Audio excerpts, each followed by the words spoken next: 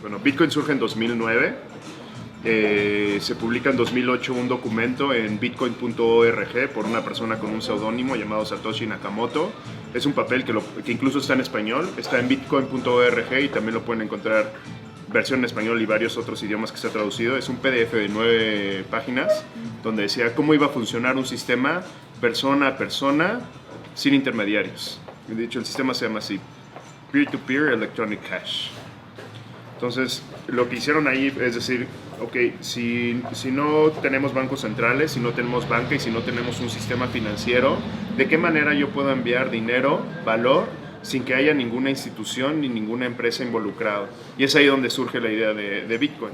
Entonces, un poco como lo hacen es que cada uno de los usuarios puede tener acceso a la red. Es una tecnología abierta, es una red abierta donde cualquiera puede montarse y hay varias invenciones muy ingeniosas. Uno es decir, pues ¿cómo sé que algo que es digital no va a ser falsificado? Entonces, para eso inventan un proceso que es se llama comúnmente minería, que es un proceso de auditoría y contabilidad que cada 10 minutos cualquiera puede ver y cualquiera puede auditar, y no solo puede ver cuáles son las transacciones que están sucediendo, sino también puede saber cuál es el saldo de todas las carteras de Bitcoin y cuál es el origen de todos los fondos. O sea, tú puedes rastrear el dinero como si tú pudieras ver desde el momento que a ti te pagan un billete, cuál ha sido toda su ruta desde que lo imprimió Banco de México. En Bitcoin lo puedes hacer eso en todas las interacciones de todas las transacciones. Entonces, pues surge el sistema y ahí pone de qué manera debería de construirse, etc. Y un grupo de desarrolladores toma el proyecto y comienza a construirlo. Eso es lo que en Bitcoin se llaman los core developers, que son aún hay algunas personas que están aún mejorando el protocolo y creando tecnologías como las carteras. Las carteras es algo fundamental que necesitas para el Bitcoin. Si tú no eres un desarrollador, no lo sabes crear, necesitas a alguien que sea tu proveedor para que tú puedas tener acceso a estas carteras. Por ejemplo, los que tienen cuenta en Bitso, cualquiera que abra una cuenta en Bitso se le crea una cartera que es de su propiedad y de ahí puede disponer de sus fondos, transferirlo a otra cartera, etc. Posteriormente es ver cómo iba a interactuar y cómo iba a ser la emisión, que eso también es algo muy ingenioso. Normalmente un banco central puede emitir dinero ilimitadamente. O sea, no hay una restricción a cuánto dinero. O sea, hay políticas y hay algunos procedimientos y hay algunos algunas ciertas reglas que se supone deben de seguir. Algunos lo siguen, otras no, pero no hay una completa transparencia de por ejemplo, cuánto dinero se está emitiendo ahorita o cuánto dinero se emitió hoy. Se publica en Banco de México aproximadamente cuánto dinero hay en circulación, pero no sabes con exactitud cuánto hay. Se crean reportes por parte de los bancos, se integra igual por el sistema financiero y ya de ahí van armando la información, sumando la información. Bueno, en Bitcoin puedes ver todo esto en tiempo real. Es un poco como se emite, cada 10 minutos la red de Bitcoin suma un bloque de información. ¿Qué hay en estos bloques de información? Las transacciones que están sucediendo y los nuevos Bitcoins que se van liberando. Los Bitcoins se van liberando cuando tú prestas tu poder de cómputo para hacer este proceso que se llama minería, que es un poco la contabilidad y la auditoría de toda la red. Entonces lo que hacen son problemas matemáticos que en ese momento lo que hacen es ver que la transacción es real, validar que hay saldo, que las carteras son válidas y posteriormente que de A se traspasó a B y que por eso te estamos liberando nuevos Bitcoins. Originalmente se liberaban 50 Bitcoins. En el blog de Bitso escribí un artículo exactamente de esto, que es un poco complejo, pero se llama sobre la emisión y sobre la auditoría, etc. Hay varios artículos en español, pero en específico se llama ¿Qué es el halving de Bitcoin y por qué afectaría el precio? Lo escribí hace como 6 meses. Y ahí explica detalladamente cómo es la emisión, cómo es la recompensa, etc. Entonces, originalmente Bitcoin no valía nada, absolutamente nada, solo era un experimento tecnológico de personas que querían que funcionara este sistema de dinero nuevo y este nuevo sistema financiero alternativo que no depende de ningún gobierno, ni ninguna empresa, ni ninguna institución, ni de una sola persona. Entonces, como hicieron es, ok, cada 10 minutos que alguien preste su poder de cómputo para hacer esta contabilidad de auditoría y para guardar toda la contabilidad, porque pues también al principio eso fue un mega, pero ahorita ya si tú bajas toda la cadena de bloques, que es toda la información, vas a tardar unos 2-3 días de la cantidad de información, quizá liberar un mega cada 10 minutos se va sumando. Entonces, por tú prestar ese poder de cómputo originalmente te daban 50 bitcoins, que valían 0. pero bueno, tú tenías tus tokens llamados bitcoins que podías transmitir entre las personas. El siguiente bloque había 50 bitcoins más 50 más que se sumaron, ya había 100 en la economía. Y así se fueron sumando 50 cada 10 minutos por cada proceso de minería hasta 4 años después. 4 años después, la regla estará escrita para que cada vez sea más escaso la cantidad de bitcoins. Entonces, originalmente se liberaban 50 bitcoins cada 10 minutos, posteriormente, 4 años después, 25 bitcoins. Actualmente están 12.5 bitcoins. Como está ahorita el precio, pues es un poco más de 300 mil pesos que se están liberando cada 10 minutos. No es una industria fácil para los que dicen, pues voy a hacer minería. Ahorita pues hay data warehouse enormes que están trabajando en eso y pools. O sea, gente que se une a hacer todo este proceso de minería y pues ya se lo distribuyen proporcionalmente. Y es una competencia. Entonces, pues así es como van liberándose los bitcoins. O sea, ¿a través de qué? Del otro lado, prestar tu trabajo, y eso se llama proof of work, prueba de trabajo, de que alguien trabajó, de que se auditó y que todo el mundo, cuando alguien realiza esta contabilidad y esta auditoría, lo distribuye en lo que se llaman los nodos, que serían todas las computadoras que están conectadas, y ahí se distribuye toda la información en tiempo real. Entonces, todo el mundo tiene toda la información en tiempo real y la puede consultar. Entonces, es el sistema más transparente que yo he visto en cuanto a dinero. Y como también es una tecnología abierta, puedes sacar reportes en tiempo real. Hay páginas, por ejemplo, una se llama TradeBlock y otra blockchain.info, donde puedes ver en tiempo real cuántos bitcoins se están traspasando, cuántos se están liberando, cuántas transacciones están sucediendo, cuántas carteras hay. Toda la información de toda la economía Bitcoin la puedes ver. Entonces, pues bueno, ya que empezaron a probar el sistema, la primera transacción fue en enero del 2009. De hecho, pueden ver absolutamente todos los bloques desde el bloque 0. Y algo muy curioso es que esos bitcoins, los primeros bitcoins pasaron en el primer bloque, y ahí están esos 50 bitcoins y nunca se han movido. Esto es por algunas razones. Uno, la persona que lo creó dijo, no los voy a mover, y otro, también es una prueba para que demuestra que el sistema hasta ahora no ha sido ni puede ser hackeado. Si alguien pudiera hackear eso, pues ahí hay una recompensa de 50 bitcoins, y como esa cartera hay muchas donde nunca se han movido los bitcoins. Entonces, tú los puedes incluso ver, rastrear, intentar hackear lo que quieras, y no se ha podido. Hasta ahora no ha podido ser hackeada la red de Bitcoin una sola vez. Y pues bueno, posteriormente, ya que vieron que se servía el sistema, empezaron a crear infraestructura. Entonces, pues las carteras, posteriormente pues los sitios de intercambio como Bitso, o sea, de los primeros pues fueron sitios de intercambio contra dólar americano, y fue cuando empezó a tener un valor. Una de las primeras historias es una persona que vendió una pizza de Papa John's por 10,000 bitcoins y no tenía ningún valor. Entonces eso fue una manera de darle un primer valor al bitcoin. O sea, ¿cuánto vale un bitcoin? Pues 10,000 bitcoins valen 2 pizzas de Papa John's. O sea, eso fue la primera transacción que de este es el valor hasta ahora, ¿no?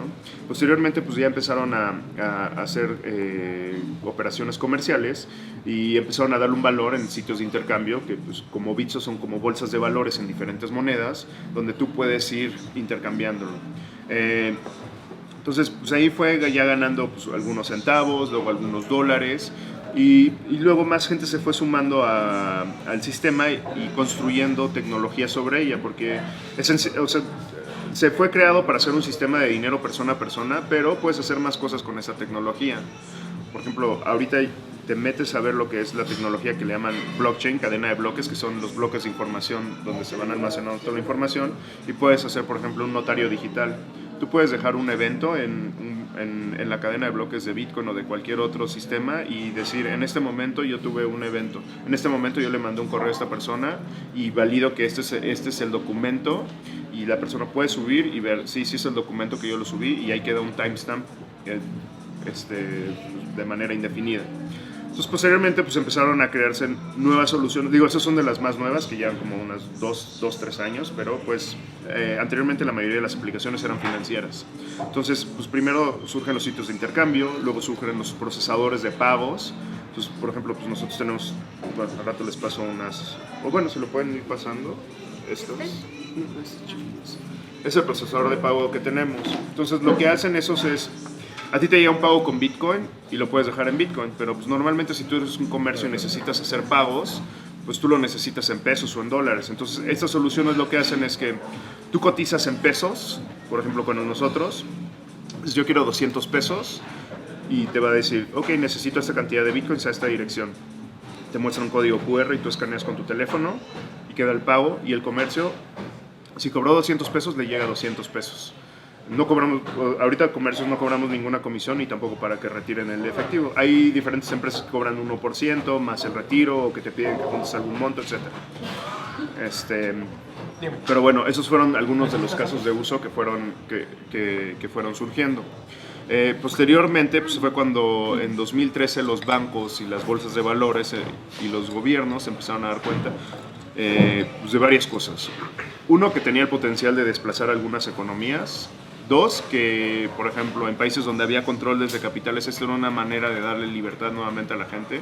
Mucha de la idea de Bitcoin es darle libertad a la gente, realmente ellos puedan decidir qué hacer con su dinero.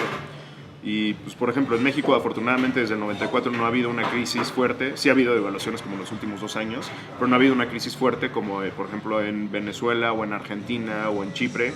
A pesar de que tu dinero se supone que es tuyo, pues no es realmente eso, sino que más bien tú se lo das al banco y el banco lo tiene en su contabilidad como un pagaré hacia ti.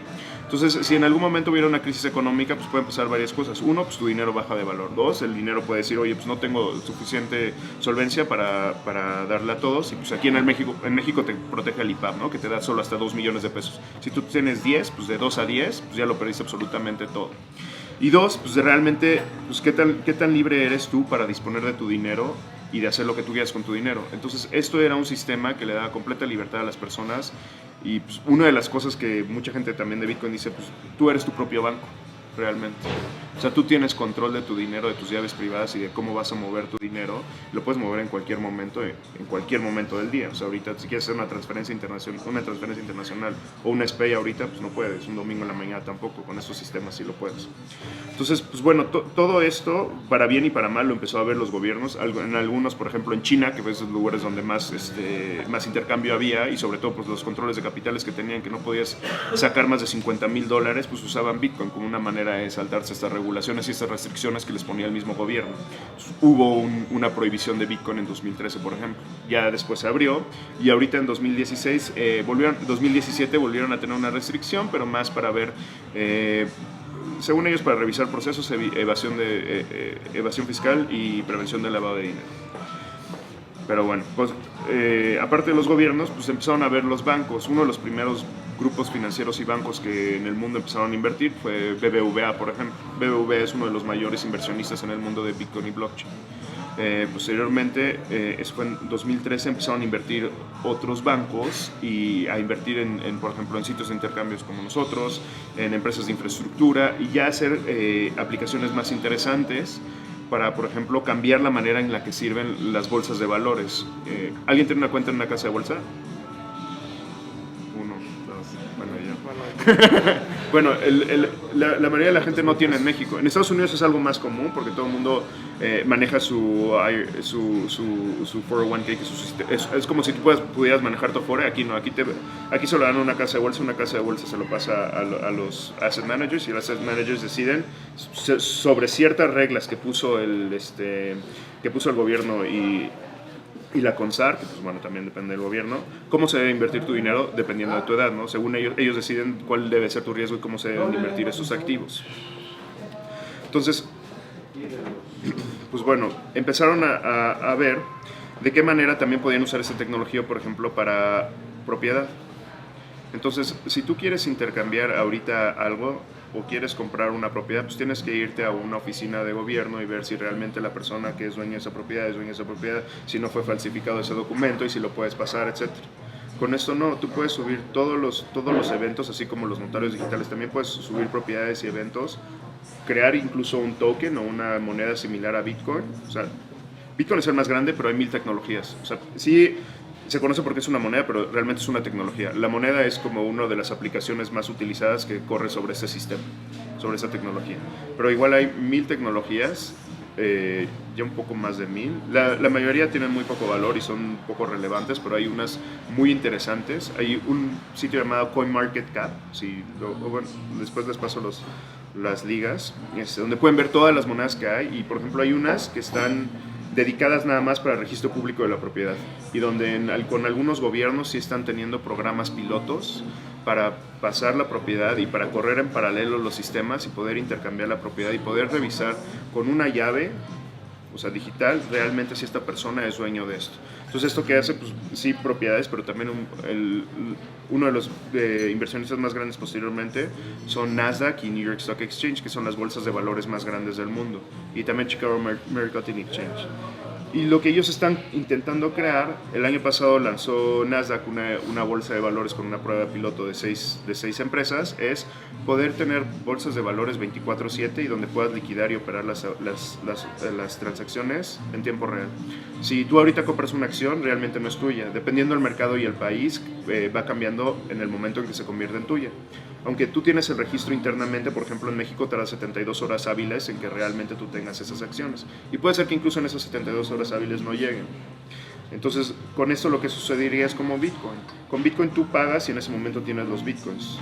Entonces, con las acciones tú podrías hacerlo digitalizar todas las monedas o digitalizar activos y hacer un mercado de valores, pero de todo. O sea, yo te cambio mi casa por 1.000.000 de acciones de Apple, por ejemplo, ¿no? Y cosas así.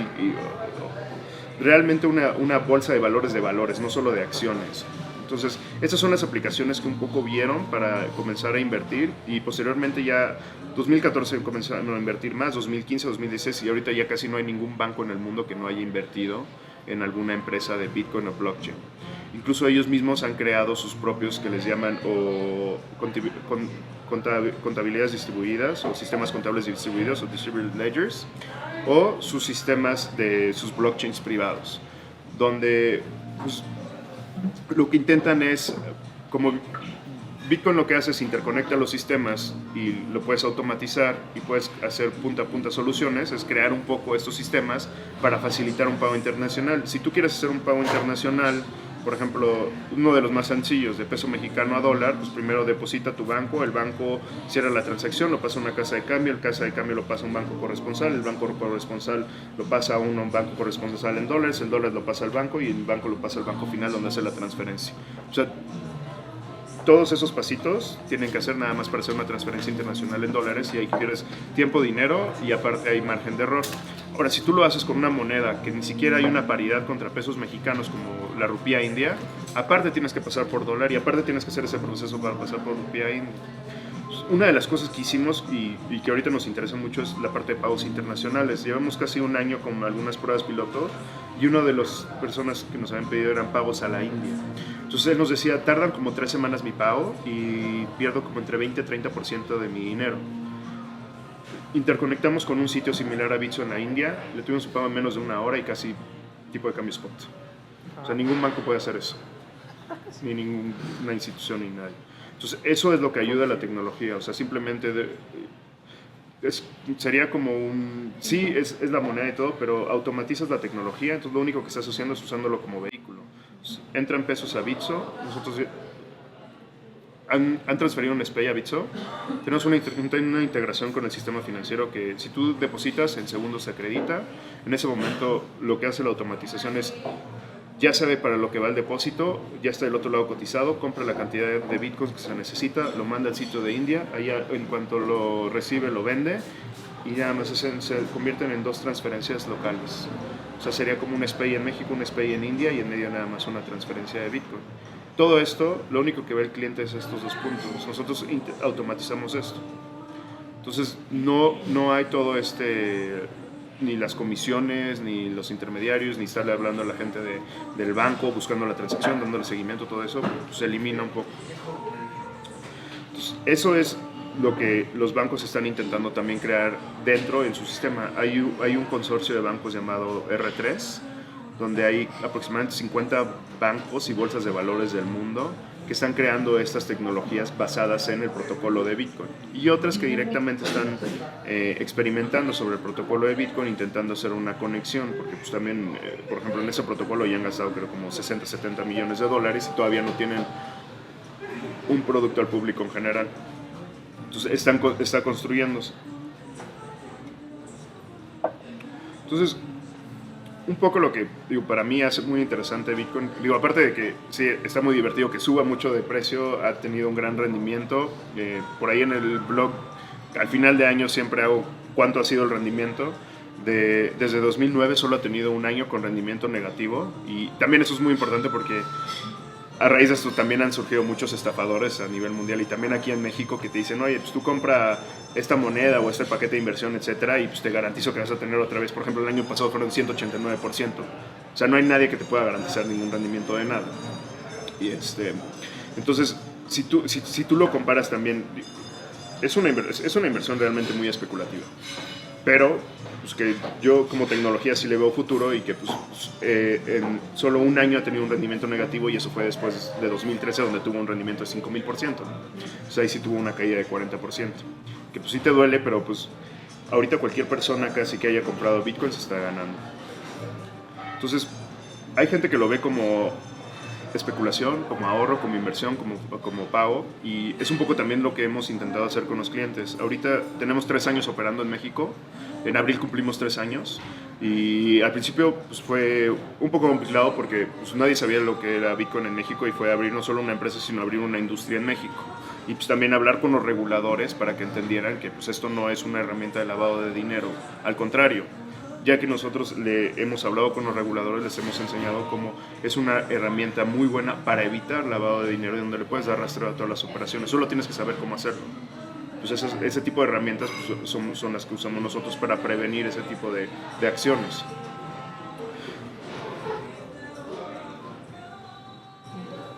Entonces abrimos en... Salud. Abrimos en abril del 2014 solo Bitcoin contra pesos mexicanos. Luego incluimos otra tecnología que se llama Ripple, que un poco la idea de Ripple era precisamente subir a todos los bancos y que fueran como custodios y pudieran digitalizar cualquiera de sus activos y posteriormente ponerlos a cotizar en este mercado. Posteriormente ellos decidieron que no era un producto para el público en general, sino nada más para instituciones financieras. Entonces la liquidez bajó mucho y hace 2 meses ya lo deslistamos esa tecnología. Realmente ya no tenía liquidez ni razón de ser en México. Y lo que sí hicimos hace como 1 año y medio fue agregar otra tecnología que se llama Ethereum, que está basada en Bitcoin, está muy compleja, pero la idea es una supercomputadora compartida, donde así como aquí tienes una contabilidad compartida, aquí tienes un código en una nube donde puedes tú pagar para que se esté procesando la información. Está muy complejo, pero bueno. Pero el caso de uso interesante es que puedes hacer algo que se llama contratos inteligentes. Tú metes una condicional en el programa y dices, si A sucede, le libero dinero a la persona 1. Si B sucede, le libero a la persona 2. Y si ningún evento sucede, no le libero el dinero a nadie y se lo regreso a quien pagó. Entonces puedes poner esas condicionales y dejarlo corriendo en el programa. Bitcoin, dentro del código, no te permite eso. Permite que tú hagas un programa que te permita hacer que haga el programa eso. Pero aquí sí lo puedes programar dentro y hacerlo interactuar tanto con Bitcoin como con otras tecnologías.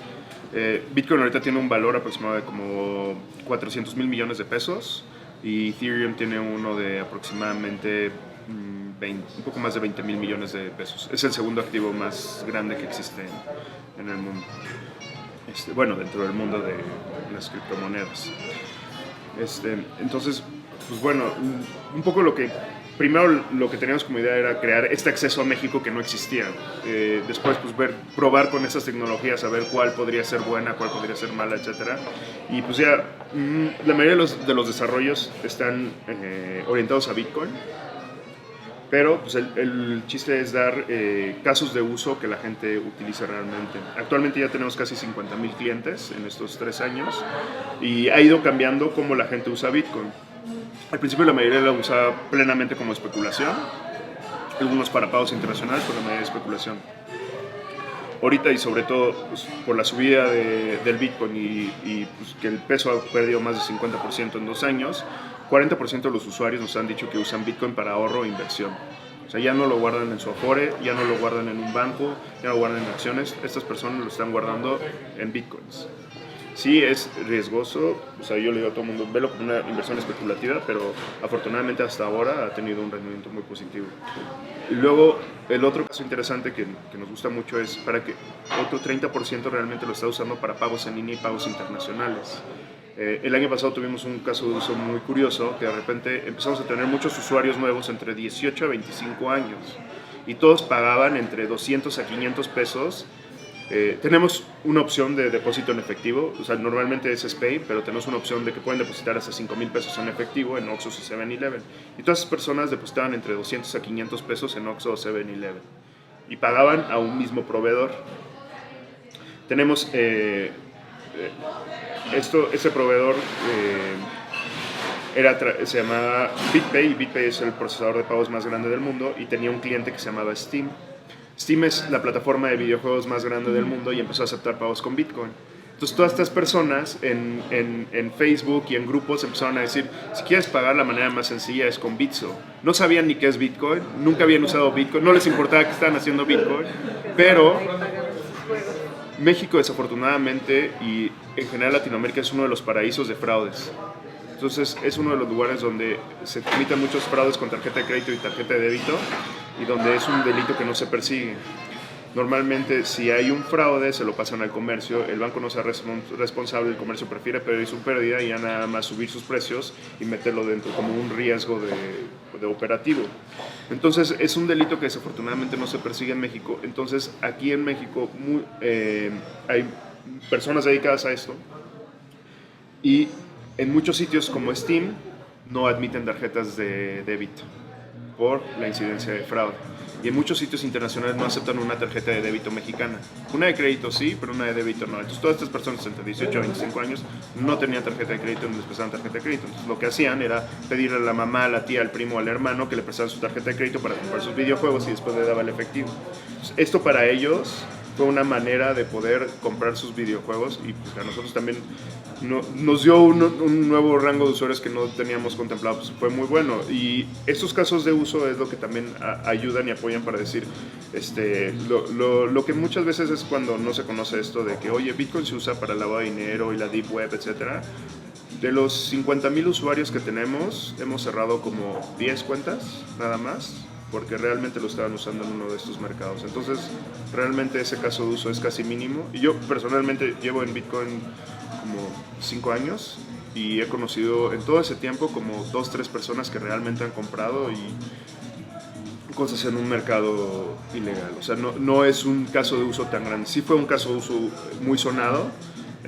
Hubo en 2014 un arresto de una persona por Silk Road, Russ Ulbricht. Y lo que hicieron ahí fue un poco, hay mucha polémica en el caso, porque sí, era un mercado libre, pero realmente un mercado libre, donde podías intercambiar así armas, drogas, lo que tú quisieras. Pero a él le dieron cadena perpetua por todos los crímenes que se pudieron haber cometido en potencia con todo lo que vendió. Entonces realmente querían hacer un ejemplo con eso. O sea, o sea, sí cometió un crimen en facilitar digamos que el narcotráfico en su país, pero no para de que lo culparon, por ejemplo, por todas las pistolas que vendió, por todos los asesinatos que se pudieron haber cometido, por todas las drogas que vendió, por todos los sobredosis que pudieron haber existido. Entonces tiene cadena perpetua y tiene como 28, 29 años. Salud. Bueno, salud. Entonces ese fue un caso muy sonado, y por eso es porque la mayoría de la gente lo conocía. Pero también es donde el FBI, en algún momento el FBI era quien más bitcoins tenía de todo el mundo, porque incautaron todos los de Silk Road. Y ahí pasó algo muy curioso. Los agentes de antidrogas y los agentes del FBI que estuvieron en el caso hicieron todo lo que a él le culparon. Fue un poco mal. Y después a los policías sí los metieron aproximadamente 6 años en la cárcel por haber hecho eso. Entonces ahí fue cuando el FBI se dio cuenta de que realmente no era una tecnología que era irrastreable y que no podía realmente ver, etcétera, sino que al contrario. O sea, tú podías realmente ver de qué manera interactúa toda la economía, y pues sí, o sea, lo que intentan ellos es restringir la manera en que interactúan para que no cometan alguna acción ilegal. Entonces, de hecho, el FBI también hace, y CIA y todos, hacen pláticas de Bitcoin y blockchain, el gobierno de Estados Unidos, y son parte, también tienen áreas de investigación dedicado a toda esta tecnología. Aquí en México sí hay un interés, anteriormente no, sobre todo porque no había mucha información en México, ni en español, ni lo que está sucediendo, y pues no había muchas empresas trabajando en eso. Todavía no hay muchas empresas en México, pero pues bueno, por lo menos nosotros y las otras empresas pues sí estamos creciendo y siguen desarrollándose. Entonces sí pues es interesante porque ya escuchas a personas de Banco de México en conferencias hablando de la tecnología y de cómo lo puede cambiar y de cómo pueden usar la tecnología para mejorar sistemas. O sea, ya no de que, oigan, pues no usen esto porque es para lavado de dinero o es para actividades ilegales. Entonces, un poco ha ido cambiando a ver de qué manera se puede usar las ventajas de esta tecnología para crear mejores sistemas financieros. Es un poco integrarlo. No creo que Bitcoin se vaya a usar por el gobierno de México en Estados Unidos en ningún momento en el corto plazo, pero sí de que puedan hacer integraciones o puedan crear algo basado en esta tecnología o usando esta tecnología. Y ahí es donde entra pues, la parte de que hay un gran potencial para esta economía que pues, ahorita sí suena mucho, 400,000 millones de pesos. Cuando hice, por ejemplo, del rendimiento de 2016, lo comparé con el oro, el dólar y Nasdaq, que es la acción de la Bolsa Mexicana de Valores que replica el índice, y puse los rendimientos y pues Bitcoin aproximadamente sería del tamaño de la acción más grande de la Bolsa Mexicana de Valores, entonces no es tan grande como un país como México o Estados Unidos, etcétera, su economía. Y todo lo que está creando, aparte de los sistemas financieros, yo sí le veo mucho potencial de crecimiento. Yo también, antes de eso, trabajé 13 años en casa de bolsa y cuando vi todo el potencial de la tecnología, fue cuando decidí cambiar un poco y empezar a emprender en esto. Y es muy interesante cómo también los bancos, o sea, incluso aquí en México mucha gente me decía, pues cómo, o sea, es un trabajo seguro, te va bien, etcétera, y pues esa tecnología pues nadie la conoce, a nadie le gusta, etcétera, y ahora que vayan a eventos como estos que hemos tenido en otros lugares y que digan, oye, necesitaba algo que nos asesore de cómo podemos integrar la tecnología. Y curioso porque la mayoría de los bancos aquí pues son corporativos internacionales donde ya invirtieron y donde les interesa la tecnología. Y ahora ya también los bancos mexicanos están viendo de qué manera pueden incorporar esa tecnología. Igual y no como dinero, pero pues sí, por ejemplo, para lo de intercambio de propiedad, para lo de notarios digitales o diferentes aplicaciones. Todavía ni siquiera se conoce el potencial de toda la tecnología. Apenas va a cumplir 10 años. Entonces, ni siquiera se sabe todo lo que se puede hacer. Y como mencioné, también hay 10 derivados que igual y sus aplicaciones ni siquiera son financieras.